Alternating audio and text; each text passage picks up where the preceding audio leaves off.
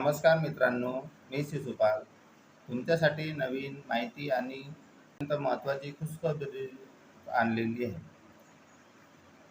लाडक्या बहिणीच्या हप्त्याची वाट होती आणि ती आता संपलेली आहे. 7व्या महिन्याचे पैसे येण्याकरता जी-आर आलेला आहे शासनाकडून. जी-आर आल्यानंतर लगेच 2-3 दिवसाच्या आतमध्ये सगळ्या लाडक्या बहिणीच्या खात्यामध्ये ₹1500 जमा होण्यास सुरुवात होणार आहे. तरी सगळ्या लाडक्या बहिणींच्या खात्यामध्ये 13, 14, 15, 16 असे 2-3 दिवसाच्या आतमध्ये त्यांच्या खात्यात पैसे जमा होण्यास सुरुवात होणार आहे. तर दुसरी खुशखबरी अशी आहे की जी 2024मध्ये ज्यांनी आपल्या घरकुलाकरता आवेदन केलेले होते ऑनलाईन, ते स्वतः घरून केले असतील किंवा दुसऱ्याकडून करून घेतलेले असतील, तर त्यांना त्यांच्या याद्या 15 ऑगस्ट रोजी सभेमध्ये त्यांच्या याद्या प्रसिद्ध होणार आहेत.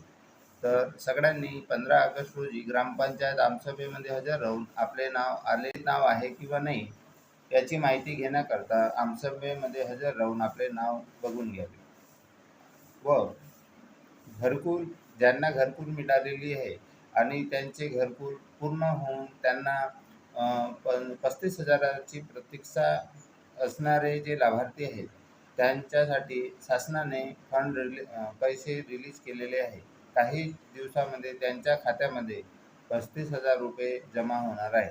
ज्यांचे घर पूर्ण झालेले आहे, ज्यांना अगोदर 15,000, नंतर 30,000 आणि सुरुवातीला 15,000, त्याच्यानंतर 70,000 मिळालेले आहेत व त्याच्यानंतर 30,000 त्यांच्या खात्यात जमा झाले व त्याच्यानंतर 5,000 जमा झाले.